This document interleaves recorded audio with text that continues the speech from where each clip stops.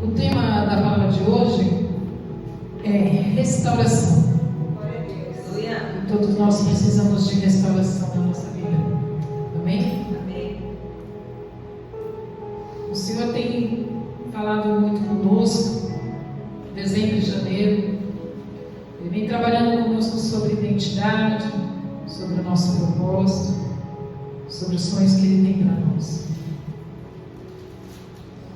E agora Ele falou comigo que Ele vai falar sobre restauração e as batalhas que a gente enfrenta para restaurar todo o nosso ser, toda a nossa casa, toda a nossa família. Quando nós estamos afastados de Deus, a nossa vida fica completamente sem graça. A gente acha que tem graça, mas não tem graça nenhuma. Muitas vezes nós estamos em ruínas e nós nem nos apercebemos disso. Tem algumas áreas das nossas vidas que foram assoladas e a gente vai sufocando isso e deixando em áreas escuras para não mexer. E muitas vezes estamos sem planos, sem esperança, e vamos vivendo o dia de cada vez somente, não é isso? A gente vai vivendo só o dia de hoje, o dia de amanhã, e nem ousa sonhar. Nem ousa sonhar muito grande, porque a gente pensa que não é para a gente, não é verdade?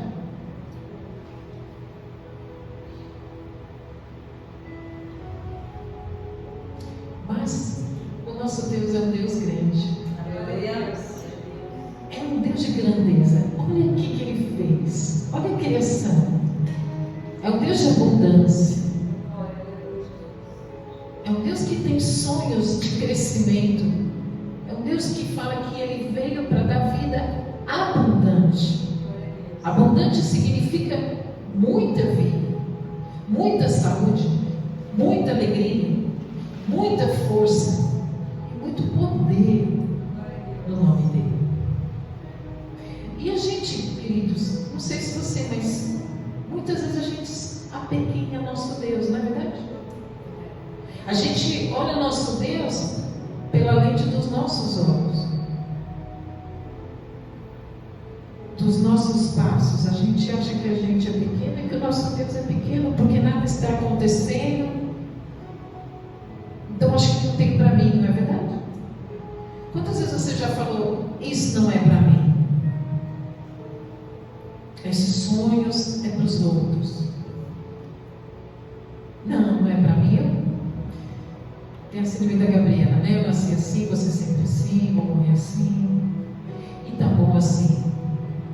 Mas não é isso que Deus tem para nós, queridos. É um Deus grande, é um Deus poderoso. E que é um Deus que tem vida abundante para os seus filhos.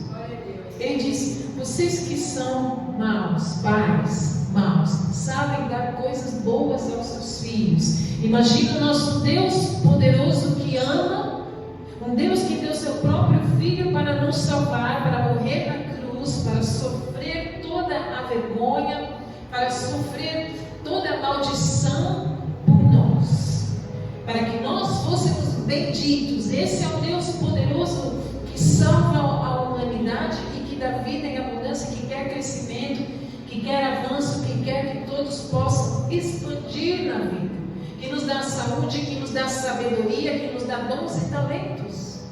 Esse é o nosso Deus, que pretende dar restauração às nossas vidas aqui hoje. Restaurar todas as nossas áreas, que muitas vezes é como o Senhor diz, tem áreas que a gente esconde, que a gente não quer mexer, que a gente coloca em caixinhas na nossa alma, e caixinhas que a gente fecha e deixa lá as escuras, porque são caixinhas que a gente acha que nunca vai viver aquela alegria, aquela felicidade, aquele sonho. Nós estamos, a Yah está mediante uma palavra profética para 2023, obra de reconstrução segundo Neemias. Neemias, um homem maravilhoso, que durante o exílio estava lá como companheiro do rei. Um homem, queridos, veja o poder de Deus, um único homem, companheiro do rei. Era o rei? Ele era companheiro do rei. Quantos era o exército de Neemias? Um. E ele orou, e ele chorou, e ele se entristeceu pelo seu povo, pelo opróbrio, pela vergonha, pela destruição que estava em Jerusalém. Jerusalém estava em ruínas, escombros, as portas queimadas, lixo pela cidade. As pessoas não tinham condição de trabalhar, as pessoas não tinham condição de crescer, de prosperar, de viver. E aquele único homem faz uma oração que toca o coração do Pai. Glória a Deus. Como está o seu coração? O seu coração está ardendo pela sua família? Está ardendo por você? Está ardendo pela obra de Deus? Está ardendo por esse mundo que está perdido? Está ardendo por tantas pessoas perdidas, indo para o inferno? Vocês acreditam em céu? Portanto, tem inferno. E ninguém gosta de pensar que alguém que você ama, alguém que você simplesmente conhece, que vai para o inferno. Não é verdade? E esse único homem se doeu pela nação nos escombros. E Jerusalém, uma cidade linda que Deus sonhou, que Deus construiu para ele, o povo de Deus, destruído. E muitas vezes a Jerusalém somos nós. Nós somos a Jerusalém de Deus. Porque o templo, aonde estava no centro de Jerusalém, tinha um templo. O templo significa a presença de Deus, significava ali. A presença de Deus no meio do povo, no meio dos seus filhos, porque sempre Deus quis habitar entre os seus filhos. Que coisa maravilhosa! Filhos rebeldes, filhos desobedientes, filhos idólatras, mas Deus queria morar próximo aos seus filhos. Então o templo estava no meio, no centro de Jerusalém. E hoje nós somos o templo do Senhor. A habitação, a casa do Senhor somos nós. Como está a sua Jerusalém? Está nos escombros? Está em ruínas? Precisa de reconstrução? Precisa de renovação? Precisa de sonhos? Precisa de motivação? Precisa aí de um novo fôlego, de um combustível de fé, de fogo do Senhor, de poder do Senhor, de fé, de crer que Ele é bom, que as suas misericórdias vêm todos os dias e que Ele te ama, Ele não te esquece, Ele não esqueceu de você. Você crê nisso?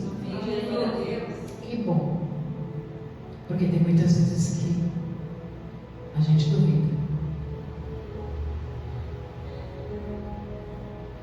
Vamos ler já no final, Neemias 12, 27 e 40. E eu vou começar com vocês a partir de quando Neemias vence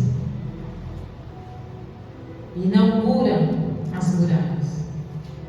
Nós sabemos a história de Neemias. Ele vai, ele convoca o povo, ele fala para o povo a importância de reconstruir Jerusalém, e um só homem ele vai, fica vários dias analisando, ele busca estratégia de reconstrução, ele analisa em silêncio, ele fica vendo tudo como é que tinha que ser, aí ele pega olha, vocês que moram nessas casas, fiquem ali, vocês que moram aí, vocês construam o muro da frente, vocês que moram nessas casas, construam o muro da frente da sua casa.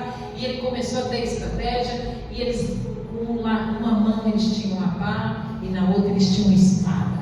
Glória a Deus. Por quê? Porque toda reconstrução é guerra, querido. Se você não sabe, você está em guerra. Se você acha que está tudo tranquilo na sua vida, que você está em paz, e você fala assim, não, eu não quero ir na igreja, porque quando a gente começa a fazer a obra do Senhor, o diabo nos persegue, né? Não. É exatamente assim. O diabo está sempre te perseguindo, está sempre de olho em você. Você estando em casa, estando na igreja, onde você estiver, o diabo sempre vai preparar coisas ruins para a sua vida, porque ele te odeia e quer te matar, infelizmente. Mas há um Deus poderoso que jamais deixa ele tocar no fio de cabelo seu, porque você pertence a Deus Todo-Poderoso. Você é criação dele, propriedade exclusiva de Deus, feito de um modo tão admirável e especial, como diz o Salmo 139. Portanto, você pertence ao Senhor. Glória a Deus. O inimigo não pode fazer nada sem a permissão de Deus primeiro. Amém. Glória a Deus. Mas vocês têm medo. Queira ou não queira, vocês têm medo. E não pode, numa guerra, você ficar neutro. Ou você é de um lado ou é do outro. De que lado você está. Amém? Então, a inauguração das muralhas, a partir do 27, amém? Quando as muralhas da cidade de Jerusalém foram inauguradas, os levitas foram trazidos de todos os lugares onde estavam morando, para que assim pudessem comemorar a inauguração com hinos de louvor, com músicas de harpas, de liras e de pratos musicais. As famílias de cantores levitas se ajuntaram e vieram dos lugares em redor de Jerusalém, onde haviam construído as suas casas. Vieram também dos povoados que ficavam ao redor de Netofa e de Bet-Gilgal, e Geba e Asmavete. Os sacerdotes e os levitas purificavam-se a si mesmos e também purificavam o povo, os portões e as muralhas da cidade. Veja, eu vou repetir. Os sacerdotes e os levitas. Quem é sacerdote aqui? Amém? E os levitas purificavam-se a si mesmos e também purificavam o povo, os portões e as muralhas da cidade. Eu, Neemias, mandei que as autoridades de Judá se reunissem em cima da muralha. Olha só. E os organizei em 2 grandes grupos para marcharem ao redor da cidade, dando graças a Deus. O primeiro grupo marchava para a direita, em direção ao portão do lixo. Atrás dos cantores, marcha Osaías, seguido pela metade das autoridades de Judá. Os seguintes sacerdotes, tocando trombetas, marchavam em seguida: Azarias, Esdras, Mesulam, Judá, Benjamim, Semaías e Jeremias. Depois vinha Zacarias, filho de Jonatas e neto de Semaías. Seus outros antepassados foram Matanias, Micaías e Zacu, do grupo de famílias de Asaf. Zacarias era seguido pelos outros membros do seu grupo de famílias: Semaías, Azarel, Milalai, Gilalai, Maarai, Netanael, Judá, Hanani. Todos eles levavam instrumentos musicais do tipo dos que tocava o rei Davi, homem de Deus. Esdras, o mestre da lei, ia na frente desse grupo. O Esdras ia na frente do grupo, o sacerdote. E assim ele vai falando: no portão da fonte eles subiram as escadas que levavam até a cidade de Davi, passaram pelo palácio de Davi, voltaram para a muralha, no portão das águas, do lado leste da cidade. Outro grupo daqueles que louvavam, e ele vai contando, queridos, e depois você lê. E ele vai contando, o quanto eles vão. Cada grupo vai pela direita, outro grupo pela esquerda, até que eles chegam em frente ao templo. O 40 diz: então os dois grupos chegaram até a área do templo, junto com os chefes que estavam no meu grupo. Amém? Então eles vão louvando, eles se organizam. Neemias, ele tinha uma síntese de estratégia, de organização. Eles construíram as muralhas em 52 dias. Vocês têm noção da altura daquelas muralhas, da largura daquelas muralhas, porque eles iam os grupos andando em cima das muralhas, louvando, adorando. Eles se organizaram, os levitas aqui, ali vai o Esdras com a palavra. Eles iam adorando ao Senhor. Glória a Deus. O Senhor quer restaurar em nossos corações, em nossas vidas, na igreja de Cristo hoje, essa adoração, esta alegria, esse entusiasmo com as coisas de Deus, de louvar a Deus, de buscar a presença. Hoje não se busca mais a presença de Deus. Hoje as pessoas simplesmente acham que a igreja é um lugar de consumo de fé. O que Deus vai me dar? O que eu vou ganhar se eu for na igreja? E ao contrário, o que Deus deseja é estarmos nessa integração de adoração com o Pai. Nós somos um com o Pai por conta de Cristo. Nós estamos ligados a Jesus e somos um com o Pai. E Ele quer esta adoração, Ele quer este relacionamento com o Pai. E essa imagem maravilhosa de quando eles estavam ali, motivados pela mesma coisa, reconstruir a cidade, reconstruir Jerusalém, reconstruir as portas que nós vamos falar, reconstruir o templo, a presença de Deus. Glória a Deus. Quantos de nós estamos com a presença de Deus distante, sem motivação de vir buscar a Deus, sem motivação de adorar, sem motivação de orar, sem motivação de ler a palavra? Quantos e quantos falam para mim: eu não tenho paciência, pastora, para sentar e ler a palavra, logo a minha mente se distrai, logo a minha mente tem sono, logo a minha mente cansa, eu começo a ouvir uma palavra no YouTube, eu durmo. Quantos de nós temos verdadeiramente paixão pelas coisas do Pai? E é isso que Ele quer restaurar nas nossas vidas, porque Ele deseja um avivamento, e o avivamento só vem quando nós verdadeiramente nos arrependemos dos nossos caminhos e verdadeiramente buscamos a motivação de estar na presença do Pai. Buscar em primeiro lugar o reino dos céus, e as demais coisas serão acrescentadas, mas ao contrário, nós buscamos as demais coisas e deixamos o reino para depois. Amém? Não é verdade? Mas veja como Neemias, ele organizou a todos e como eles batalharam, quantas dificuldades eles enfrentaram.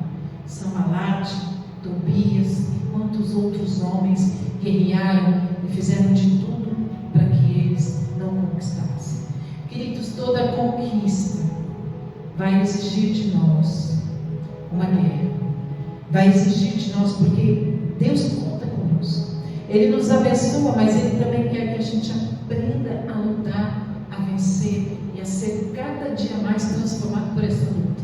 Cada dia mais nós vamos amadurecer e crescer e ser mais parecidos com Ele, e o adorar mais a Ele, e termos mais paixão por Ele, porque é isso que Ele faz. Ele nos atrai para essa guerra, para sermos mais que vencedores.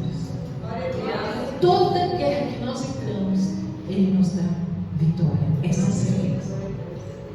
Ele nos dá estratégia, nos dá sabedoria, Ele nos dá revelação.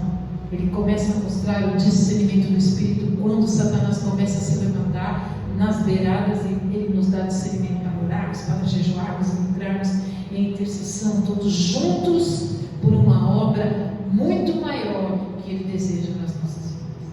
Deus tem tem obras grandes. As portas do inferno não prevalecem contra a igreja. Se a igreja fosse unida, se a igreja fosse fortalecida, verdadeiramente, o mundo não estava tão terrível assim. Porque nós não teríamos medo, mas o que acontece é que o inimigo sempre nos afronta, sempre nos oprime e nos causa medo. Porque nós não lembramos do poder que é o nosso Deus. Ele nos cega. Mas ele diz que o Senhor me trouxe para falar hoje aqui com você exatamente as armas para nós restaurarmos a nossa adoração, restaurarmos a nossa vida com Cristo, restaurarmos o nosso espírito de intrepidez, de ousadia, de coragem, e não retrocedermos e irmos à frente para conquistarmos a restauração da nossa Jerusalém. Glória a Deus. Que está na presença de Deus, que Deus está habitando em nós. Ele habita. Mas quantos de nós não falamos com Ele? Quantos de nós fazemos coisas o dia inteiro e esquecemos que Ele habita aqui? Esquecemos que Ele está ouvindo, esquecemos que Ele está vendo, esquecemos que Ele está presente.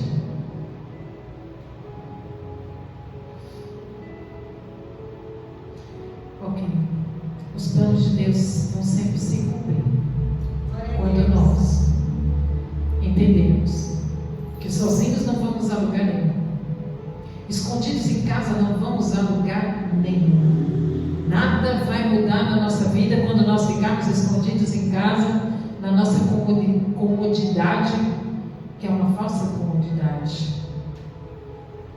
Porque quando estamos em casa sozinhos, os nossos problemas também estão sentados conosco no sofá. Não é verdade?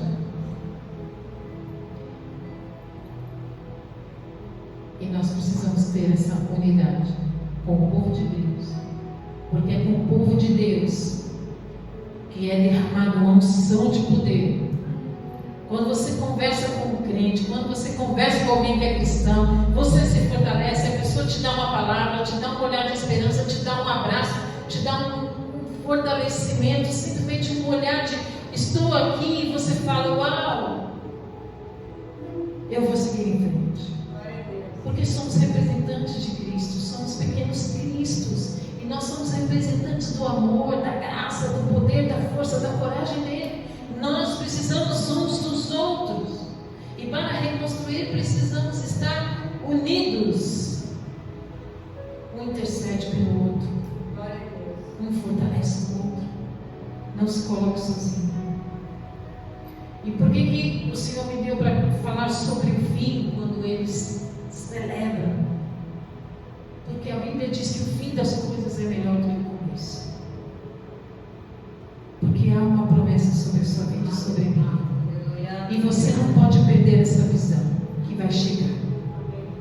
E essa promessa, ela é dada a cada um de nós para que você mantenha essa visão, mantenha esse sonho, mantenha essa alegria, mantenha esse regozijo, mantenha esse entusiasmo e força em nome de Jesus. Se o fim das coisas é melhor do que o começo, significa que você chegou ao fim. Quantas vezes quem já correu uma maratona aqui sabe que o mais importante é chegar, porque a gente agradece quando chega, né? Porque chega no fim você já fala, não sei se eu vou chegar em 100º lugar, mas pelo menos eu chego, porque você já está cansado. Mas o importante é passar a linha de chegada. Quantas e quantas pessoas começam alguma coisa e não terminam?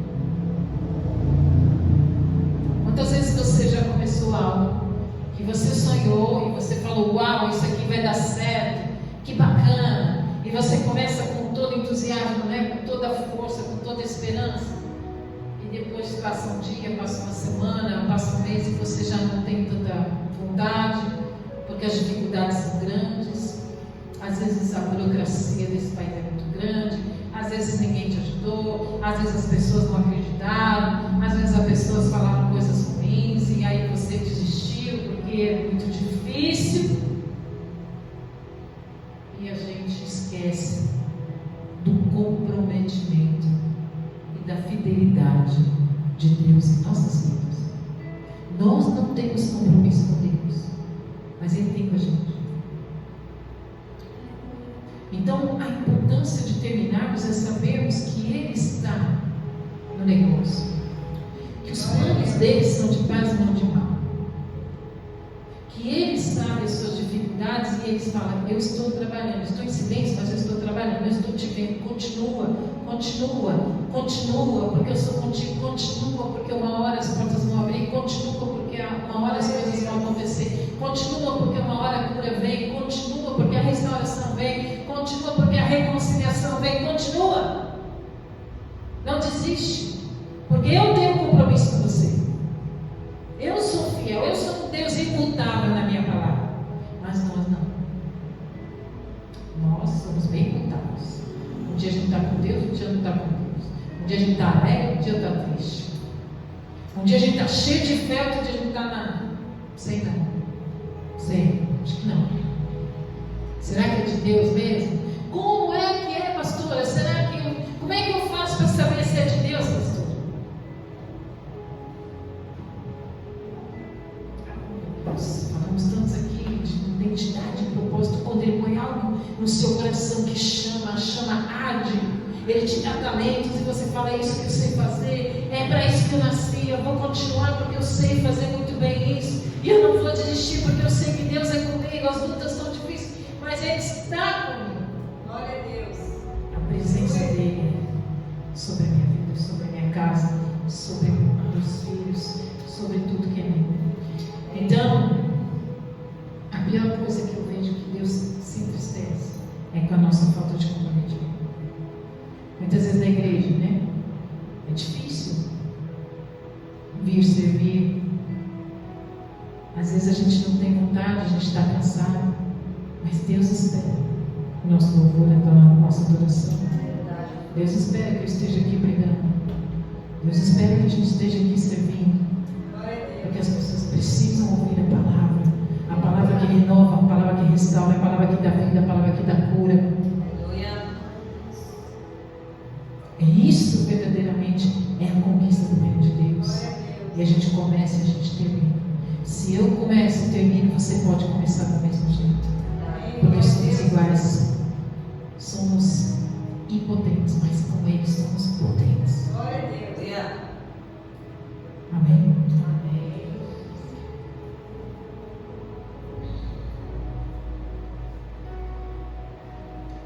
Diz assim, em Eclesiastes 5:2: não seja precipitado de lábios, nem apressado de coração, para fazer as promessas diante de Deus. Veja só, não seja precipitado de lábios, nem apressado de coração, para fazer promessas diante de Deus. Deus está nos céus e você está na terra. Por isso, fale pouco. O cristão fala muito e não honra os votos, e não honra os compromissos, e não honra a palavra. Quem aqui é do tempo do fio do bigode? Quem é do tempo que a palavra valia muito mais que uma assinatura? Amém? E hoje o que vale? A palavra da gente não vale nada. Mas a palavra de um cristão que representa Cristo Jesus tem que valer muito mais. Glória a Deus. Os votos que você declara, a palavra que você declara: eu vou, então eu vou. Pastor, eu vou estar lá dia tal. Então venha. Pode chover canivete. Pode chover tempestade. Quem está acostumado com tempestade na ilha? Quem mora em Ilha Bela conhece o que é vento, conhece o que é tempestade. Amém? Amém. E quantos restaurantes e barzinhos estão cheios na tempestade e no vento? Mas o crente é sempre de açúcar, não é verdade? O crente está sempre em casa dizendo: pastor, dá muita chuva, dá muito vento, Como se a gente pregasse na praça, né? Então, queridos, veja, Deus está bem. Está escrito assim: Deus está nos céus e você está na terra, que isso vale pouco. Quando você se comprometer com os votos ao Senhor ou a um irmão, cumpra os seus votos. Comece uma coisa e termine. Tenha ética cristã. Tenha educação cristã. Ética reúne os princípios morais de Deus, a ética cristã. Segue os princípios e valores morais do nosso Deus. Qual é o seu Deus? Qual é o seu general? Você está em guerra? Quem aqui conhece um militar? Sabe que o militar, faça chuva, faça sol, ele obedece o general dele, não é verdade? Então qual é o seu general de guerra? Né? Jeová Sabaoth, acho que fala em hebraico. Quem é o seu general? Olha, queridos, diz assim em Mateus 5, 34 e 37. Mas eu lhes digo: não jurem de forma alguma, nem pelo céu, porque é o trono de Deus, nem pela terra, porque é o estrado dos seus pés, nem por Jerusalém, porque é a cidade do grande rei. E não jurem pela sua cabeça, pois você não pode tornar branco ou preto nem um fio do seu cabelo. Seja o seu sim, sim, e o seu não, não. O que passar disso vem do maligno. Então, o cristão, queridos, tem que ter palavra e atitude. Palavra e atitude, comprometimento com o Senhor. Glória a Deus. Essa é uma postura daquele que chega até o fim. Quando a palavra dele é sim, sim, e quando a palavra dele é não, não. Você quer chegar na linha de chegada? Paulo dizia: eu prossigo para o alvo, para receber a coroa da vida. Não é? Você está prosseguindo para esse alvo, para receber a coroa da vida? Esse é o seu caminho reto, esse é o seu caminho de dignidade, de comprometimento com a palavra de Deus, comprometimento com a fidelidade de Deus. Então, para você chegar neste fim glorioso na sua vida, você precisa ter comprometimento com a sua palavra. Porque o seu Deus é um Deus fiel. E Ele não muda. E Ele cumpre as promessas dEle. Cumpre as suas. Amém? Se nós somos representantes de Cristo, nós precisamos ter uma ação. Quando você fala assim para alguém, pode me recomendar alguém para trabalhar lá no meu restaurante, por exemplo, eu posso dizer assim? Você vai falar: olha, tem fulano de tal, tem fulano de tal. É mesmo? Você tem boas referências? Tenho. É uma pessoa que chega na hora, é uma pessoa que não falta, é uma pessoa honesta, é uma pessoa íntegra, é uma pessoa cristã. Aí tem gente que fala assim: hã? É crente? Infelizmente, qual é o exemplo que nós temos hoje dos crentes? Deveria ser algo assim, um elogio, né? Deveria ser um elogio. Mas o que Satanás faz hoje quando você diz que é crente? Porém, os maus exemplos dos crentes, dos pastores, não vai denegrir a minha vida, porque a minha vida não depende do que os outros falam, do que os outros pensam, do que os outros vão dizer, porque eu vou representar o meu Senhor da melhor forma com excelência. Amém? E é isso que o Senhor espera de nós. Compreende isso, gente? Compreende a importância do seu comprometimento com Cristo, daquilo que Ele espera de nós? Amém? Vocês estão aí, gente? Me ajuda aí, dá uns glória a Deus aí, amém? Ok. Jesus reprovou a prática de não planejar as coisas e de não terminar por começar errado começar as coisas errado, começar as coisas sem ele estar no negócio. Veja Lucas 14, 28. Lucas 14, 28. Está acontecendo alguma coisa aí? Tá? Certo? Ok. Qual de vocês, se quiser construir uma torre, primeiro não se assenta e calcula o preço para ver se tem dinheiro suficiente para completar? Olha, isso é muito importante, gente, que eu estou falando com vocês. Qual de vocês, se quiser construir uma torre, primeiro não se assenta e calcula o preço para ver se tem dinheiro suficiente para completar?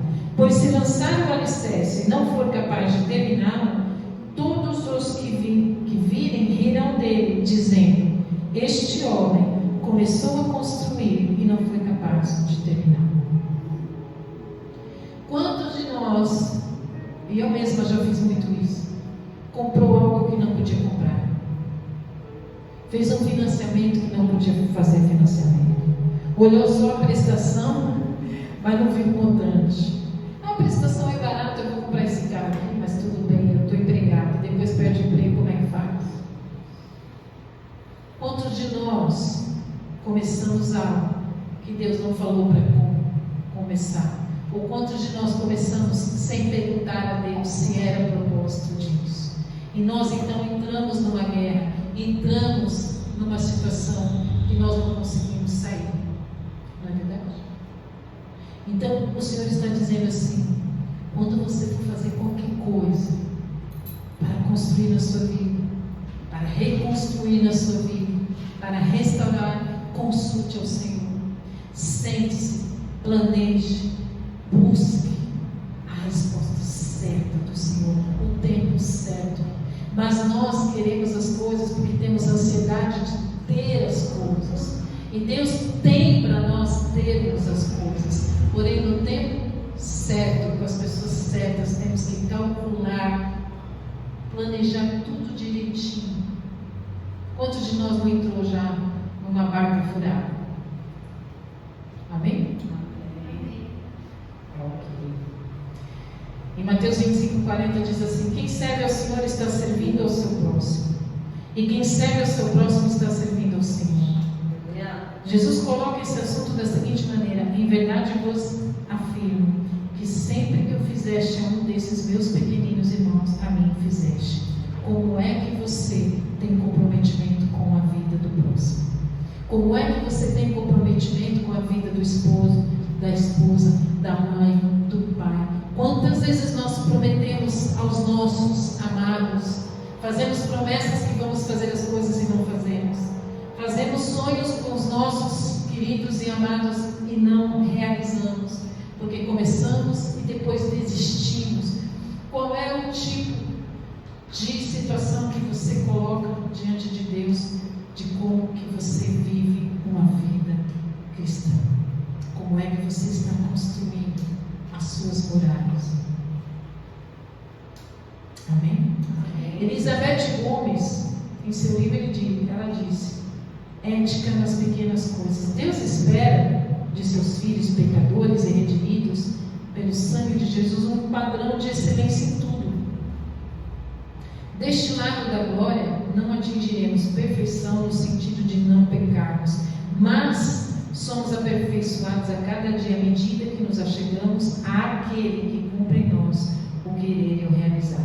É o Senhor que cumpre todas as coisas, mas quando nós nos achegamos a Ele, em primeiro lugar com dependência, com obediência. Consegue entender isso?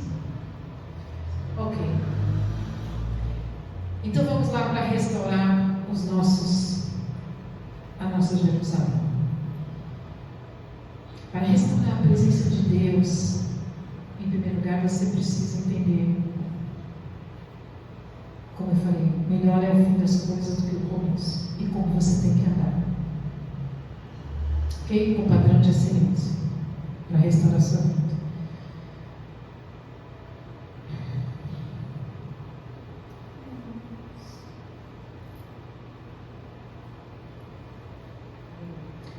São 4 itens que nós precisamos buscar. na restauração de Jerusalém?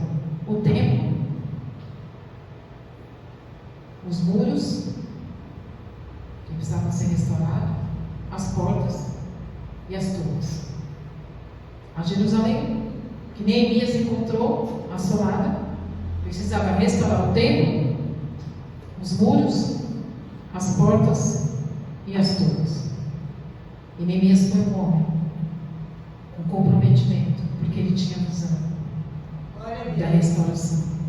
E ele encontrou comprometimento de todos os irmãos. Ele encontrou a palavra de que todos estariam com ele até o fim. Glória a Deus.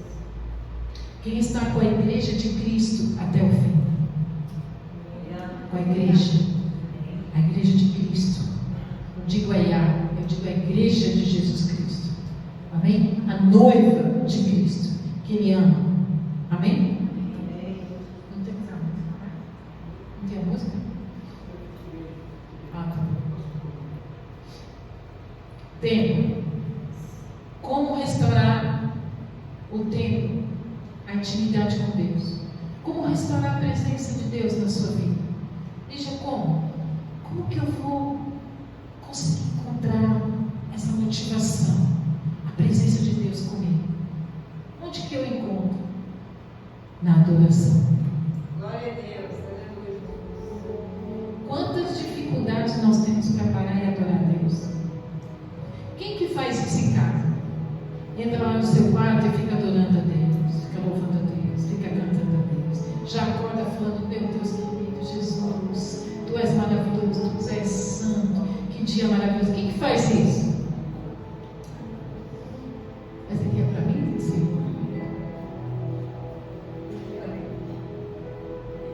Glória a Deus. Aleluia, Jesus.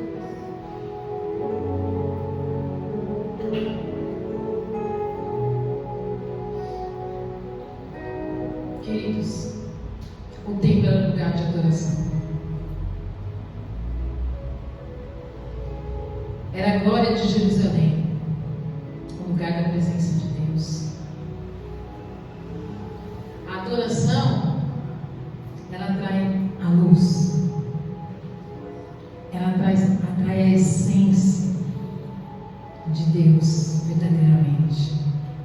Sabe a essência de Deus no nosso coração? A centelha de Deus, aquilo que dá vida a você e a mim, é o nosso Deus. E Ele é encontrado quando nós adoramos. Adoramos é contemplar com devoção que Ele é. Você consegue falar palavras do que Ele é? Santo, santo. Diga uma palavra que você encontra que Ele é hoje. Poderoso, glorioso. Diga uma palavra. Amoroso, misericordioso, fiel, luz do mundo, fonte da vida, é a cura, inabalável, justo. Diga uma palavra que vem no seu coração e fala: Senhor, Tu és tudo, Tu és Criador, Tu és a sabedoria, Tu és a alegria, Tu és a vida. Glória a Deus. Glória a Jesus. Então, esse fervor e essa adoração precisa ser conquistada. Quem já lembrou que a primeira vez se apaixonou pelo marido, pelo esposo, pelo namorado? Pela esposa. Quando você vê, né, o amor da sua vida, o que você fala? Você é lindo, você é maravilhoso, como você é inteligente, como você tem sabedoria, como você é forte, como você, né? Você fica cheio de alegria, cheio de elogios, cheio de carinho, cheio de amor, não é isso? E a paixão pelo seu Deus precisa ser restaurada. Aleluia. Precisa ser restaurado esse relacionamento, gente. Gente, eu estou falando muito sério. Nós somos a igreja, a noiva de Cristo. Aleluia. Precisa ter intimidade com o noivo. Para casar com o noivo, precisa ter intimidade com o noivo. Jesus não é um servo da gente, não. A gente não vem para a igreja para consumir milagre. O que eu vou buscar? buscar hoje, né? Porque tem gente que fala, vem buscar a sua vida. O que eu vou buscar na prateleira hoje? Cura, carro, casa, viagem. Mas é. A gente vem para adorar a Deus. A gente vem para conhecer mais Jesus. A gente vem para ter intimidade. A gente vem para fazer a diferença nesse mundo aí. Que a gente adora um Deus maravilhoso, que é um Deus criador do céu e da terra, que é poderoso para fazer infinitamente mais do que nós pedimos, ou pensamos, ou sonhamos, e imaginamos. Esse é o nosso Deus. Nós devíamos ter alegria constante, fervor constante. Sabe quando você olha um crente de verdade, você fala, que pessoa alegre, que pessoa doce, que pessoa que eu me sinto bem, tenho paz de olhar para essa pessoa. Essa pessoa me passa paz, essa pessoa me passa credibilidade, essa pessoa me passa, né, alegria. Que alegria encontrar tal pessoa. Quando você pensa num crente que você gosta, você ama, você fala, puxa, que saudade, que alegria. Tem pessoas que deixei em São Paulo e falam, puxa, que saudade de fulano. Eu ligo e falo, mulher, que saudade, amiga, de estar com você. Porque passa paz. A presença dele é a paz que nós temos aqui. O amor. Quando você está apaixonado por alguém, você prega, não é verdade? Alegria, formoseia, o rosto, a face resplandece da presença de Deus, devido à adoração de quem Deus é para você. Quem Deus é para você. Queridos, não aceite menos, não. Jeremias 29:11. Porque sou eu que conheço os planos que tenho para você, diz o Senhor. Planos de fazê-los prosperar e não lhes causar dano. Planos de dar-lhes esperança e um futuro. Então vocês clamarão a mim, virão a orar a mim, e eu os ouvirei. Vocês me procurarão e me acharão quando me procurarem de todo o coração. Eu me deixarei ser encontrado por vocês, declara o Senhor. E eu os trarei de volta do cativeiro e os reunirei de todas as nações e de todos os lugares para onde eu os dispersei. Glória a Deus. Que poema maravilhoso do Pai. Ele está dizendo, pode clamar, eu estarei aqui, pode me buscar, vocês vão me achar. Clama e eu os ouvirei.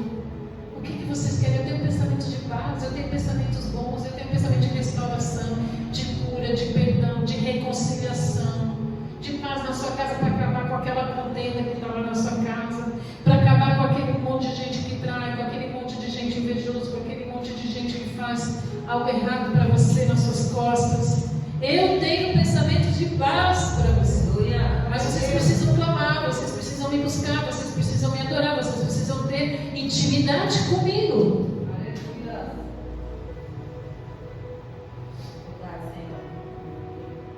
Sabe, gente, em Apocalipse 21:22, na Jerusalém Celestial, diz que o santuário é o Senhor, Deus Todo-Poderoso e o Cordeiro, na vida de todos os seus servos eternamente.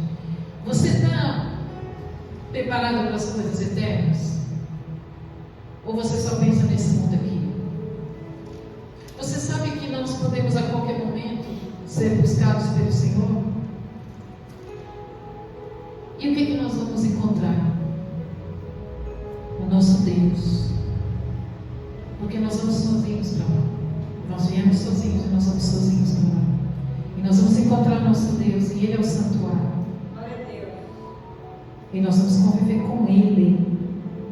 Por isso você precisa ter intimidade com Ele, com quem você vai viver a eternidade. Não é com seu marido, não é com sua esposa, não é com seu filho, não é com seu neto, não é com seu cachorrinho, com seu periquito, sua maridaca. Eu tenho umas maridacas lá em casa que não são de estimação. Não é verdade? Amém?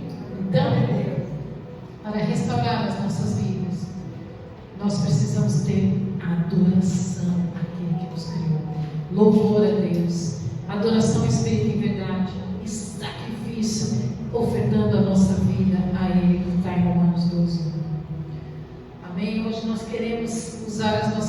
como templo e adoradores verdadeiros em todo lugar, e na glória estaremos para sempre com o Senhor. Amém? Glória a Deus.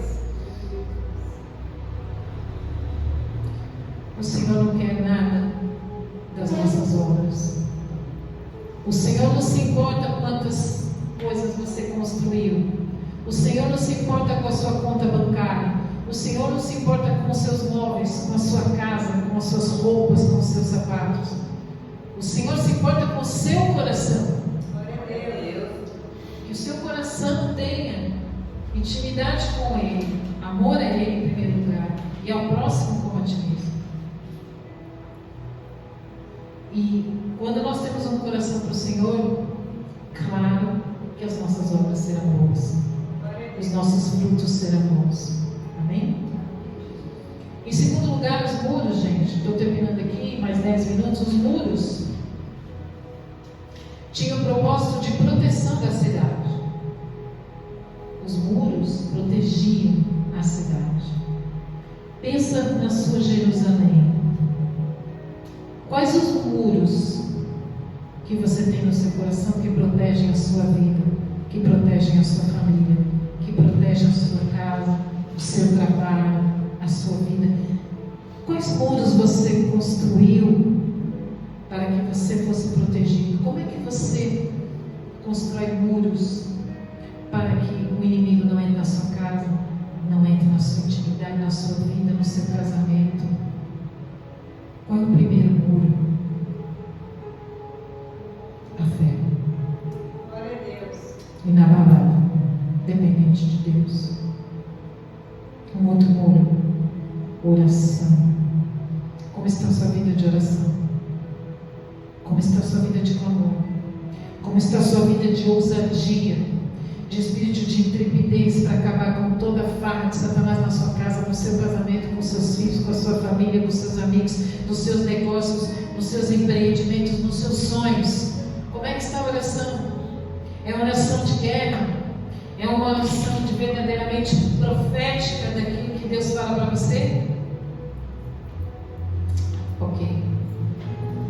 Como está o seu estudo da palavra de Deus quando você verdadeiramente pega a palavra profética? Ok. Jeremias 15:20 diz: eles vão atacar você como um exército cercando os muros da cidade, mas não a destruirão. Eu farei de você uma muralha de bronze fortificada diante deste povo. Eu estou com você, Jeremias, e o salvarei e o livrarei dos seus inimigos, diz o Senhor. O Senhor quer nos fazer uma muralha. Glória a Deus. Uma muralha para que o engano não entre, para que a mentira não entre.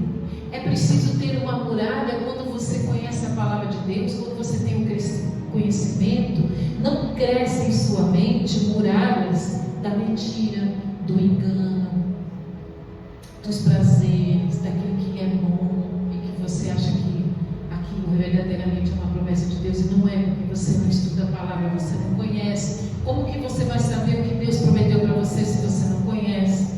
E o que Deus prometeu para você, grandes coisas, Ele te dá visão através da palavra, e você está perdendo. Você está perdendo de não ler a palavra, você está perdendo de não orar, você está perdendo de não buscar, porque o Senhor mostra, Ele dá visão das coisas que Ele tem para nós. Glória a Deus. E Ele nos cerca com essa muralha, que é a mão gloriosa dEle. Ele nos cerca dessa muralha para que as setas malignas de Satanás não nos atinjam, porque Satanás fica o tempo todo mandando setas, palavras contrárias, palavras de desânimo, de te tirar do prumo, de te tirar das condições que Deus te deu. Ele quer te desviar, Ele quer tirar você do plano de Deus, Ele quer te desanimar, quer colocar inimizade entre você e o seu marido, entre você e o seu sócio, entre você e suas amigas, entre você na igreja. Tudo que às vezes o pastor fala, a pastora fala, vem diferente nos seus ouvidos, porque são exatamente quando você não tem muralhas, quando você não conhece a palavra de Deus, o que o marido fala vem diferente. E você já entende mal também, está falando desse jeito, mas por que você não falou? E começa as contendas, porque Satanás faz isso, ele distorce os diálogos, distorce as intenções do coração. E nós não entendemos, e não temos discernimento espiritual. Se você não orar, você não tem discernimento com quem você está guerreando. Você não sabe que principado que você está guerreando. Você não sabe o que está acontecendo. E quando você vê que você está no meio de uma guerra, está perdendo tudo, está perdendo o casamento, está perdendo a sua casa, está perdendo dinheiro, o seu negócio, você fala, e agora? Perdi tudo. Porque você não conhecia a palavra de Deus. Você não tinha muralhas para se proteger. Não tinha o discernimento do seu inimigo. Você não sabe às vezes com quem você está guerreando, porque você não ora, você não lê a palavra, você não tem revelação. E aí vai buscar revelação e ainda ganha uma profetada.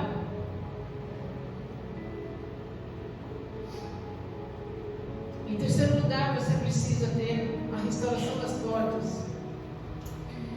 E as portas, queridos, é o juízo. Quem já ouviu sobre Tiago? O Senhor está às... Sabia que a porta da cidade era onde aconteciam as decisões importantes, os negócios e julgamentos eram realizados ali. Os juízes atendiam o povo na porta da cidade. Quando a Bíblia diz que Jesus está às portas, é que Ele está ali para julgar. É ali que passa o juízo. Ou você está com o Senhor, ou você está longe do Senhor. Diz assim Apocalipse 22, 12 e 13: Eis que venho em breve, a minha recompensa está comigo, e eu retribuirei a cada um de acordo com o que fez. Eu sou o Alfa e o Ômega, o primeiro, o último, o princípio e o fim. Nenhum mal vai entrar na Nova Jerusalém, só aquele que é lavado com as vestes do Cordeiro. Glória a Deus. Que é puro, que é santo, e que fez o que Ele mandou, e que fomos obedientes àquilo que Ele fez. Sabe, querido, o juízo nos ensina sobre as nossas escolhas e decisões através das entradas das portas das nossas vidas. O que é que entra o que é que entra em você? O que é que você não fecha e não deixa entrar no seu coração? Tem gente que não tem nem porta, né? Entra tudo. Tem gente que não tem porta, não tem janela.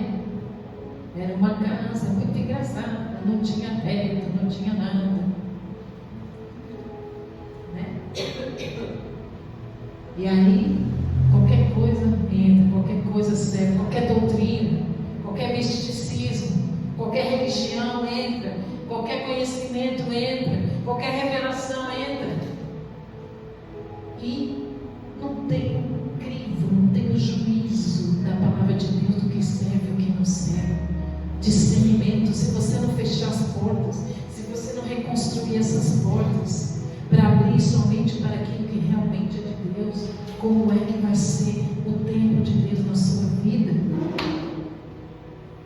Amém? Amém. E algumas portas que entram, coisas ruins ou coisas boas, são os olhos. Os olhos são a candeia do nosso corpo. Os olhos, para onde você olha. Tem gente que fica olhando coisa que não deve olhar. Amém? A boca e as nossas palavras são também portas que, do mesmo jeito que saem coisas que não devem sair, que está no nosso coração, abrem portas para a malignidade das nossas vidas. E os nossos ouvidos, o que é que nós ouvimos? Porque a fé vem pelo ouvir e ouvir a palavra de Deus. E o que é que a gente está ouvindo? Que tipo de música que a gente está ouvindo? Que tipo de amigo que a gente está ouvindo? Que tipo de pessoa a gente está ouvindo? Que tipo de narrativas você está ouvindo deste mundo? São verdadeiramente portas que vão te agregar, que vão agregar a ética cristã, que vão agregar comprometimento com o Senhor? E o quarto e último item, torres. A vigilância. As torres eram construídas nas as muralhas da cidade, que tinha sempre que ter uma atalaia lá, vigilante. Vigilante, vigilante. A vigilância da oração, a vigilância dos pensamentos e a vigilância do capacete da salvação. Glória a Deus. Amém? Amém. Uma coisa que me chamou muita atenção está quando o Senhor fala para Laodiceia,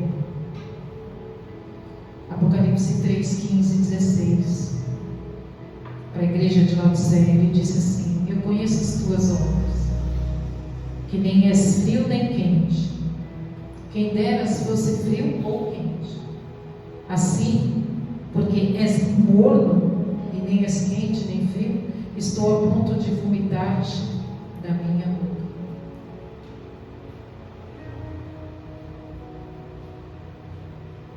Como é que está o seu coração? Como é que está a sua torre de vigia? Você está vigilante? Você está em oração? Você está em adoração? Como estão os seus olhos, seus ouvidos, suas portas, suas muralhas? Como está a sua Jerusalém? Está cheio de adoração, aquecido, motivado para crescer a igreja de Cristo, motivado para crescer a sua casa, para fazer com que o seu esposo se alegre com você, para fazer com que seu filho olhe para você como exemplo, para fazer com que as pessoas que caminham com você vejam uma vida de dignidade, de retidão, de integridade, de uma verdadeira cristã, de um verdadeiro cristão. Que exemplo que você vai seguir na sua vida, na reconstrução? Você vai, no final, glorificar com todo o povo e falar: uau, nós restauramos as nossas muralhas, restauramos as nossas torres, restauramos o templo. Glória a Deus.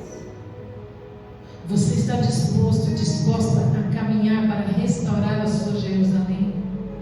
Está vigilante e sóbrio para aquilo que você está vivendo, discernindo o tipo de espírito que está vivendo na sua casa, que está vivendo no seu interior, para que você possa viver um casamento verdadeiramente de Deus, para que você possa viver na igreja servindo em alegria, para que você possa viver no seu trabalho vitorioso, vitoriosa, próspero e alegre, que as coisas possam fluir na sua vida e Deus cumprir as promessas. Senão Deus não pode cumprir as promessas se você não conhecer as promessas, se você não obedecer, se você não tiver intimidade com Ele, se você não souber com quem você está guerreando. Você está numa guerra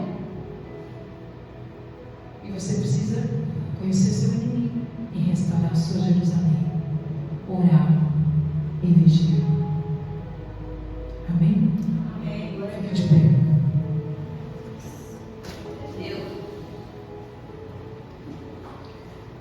Senhor, a Jerusalém de hoje, em que o Senhor habita cada um de nós aqui. Nós te louvamos e te agradecemos porque nós estamos aqui hoje recebendo esta palavra de que é possível restaurar todas as coisas da nossa vida. É possível restaurar, Senhor, a nossa vida contigo, a nossa intimidade contigo. É possível restaurar a nossa casa, a nossa família. Restaurar, Senhor, as portas do nosso coração, aquilo que verdadeiramente entra, aquilo que entra no nosso coração. Pai, em nome de Jesus, visita cada um aqui. Venha acender a chama, Senhor, a chama verdadeira da adoração, a chama verdadeira da oração, de sermos usados, de sermos comprometidos com a Tua palavra, sim, sim, não, não, de termos comprometimento contigo na igreja, de termos comprometimento com o próximo, comprometimento com os nossos que vivemos. Queremos ser a melhor esposa, o melhor esposo, queremos ser a melhor mãe, queremos ser o melhor pai, queremos ser os melhores irmãos, os melhores funcionários, os melhores líderes, os melhores chefes. Nós queremos ser os melhores profissionais, trabalhamos com excelência, Senhor, porque o Senhor habita nas nossas vidas e em nome de Jesus nos dá coragem, intrepidez para prosseguirmos assim vivemos com alegria, com motivação.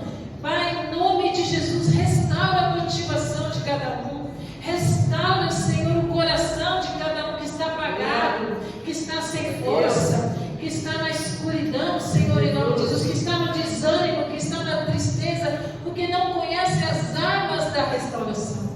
E as armas da restauração é a adoração, Pai, em nome de Jesus Cristo. A adoração quebra o jugo. Satanás não suporta alguém que adore ao Senhor. Satanás foge quando nós adoramos.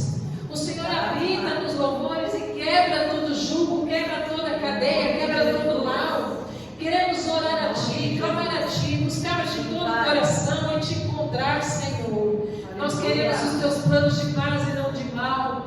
Nós cremos em Ti, Senhor, que o Senhor restaura, porque nós queremos viver uma vida de excelência para Ti. Senhor, em nome de Jesus, reconstrói as torres, reconstrói as portas, reconstrói os muros da nossa cidade, Senhor, em nome de Jesus. Ah, Pai, nos alegra. Queremos sair daqui vitoriosos, porque nós sabemos que o Senhor vai restaurar a nossa vida cristã, restaurar a nossa família. Aonde tiver uma família, Senhor, em contenda, traga paz. Aonde precisar de reconciliação e perdão, que o Senhor venha trazer perdão. Aonde precisar de cura, o Senhor venha trazer cura. Aonde precisar, Senhor, de sustento, que o Senhor venha prover todas as nossas necessidades financeiras. Pai, em nome de Jesus, nós queremos viver uma vida para Ti, em que as nossas palavras sejam sim, sim e não, não. Não queremos ser mornos, queremos ser quente, Pai, quente, que a chama do nosso coração venha arder, e aonde nós chegarmos, contagiar as pessoas com o nosso fogo, contagiarmos com a nossa alegria, contagiarmos com o nosso amor, contagiarmos com a nossa graça, porque estamos cheios de graça, Senhor, em nome de Jesus. Abençoa cada família, restaura, que haja perdão, que haja reconciliação, que haja restauração das casas, casamentos, Senhor, em nome de Jesus. Reconcilia, alcança, salva, Senhor, em nome de Jesus Cristo, para a Tua glória. Amém. Todos aplaudam o Senhor.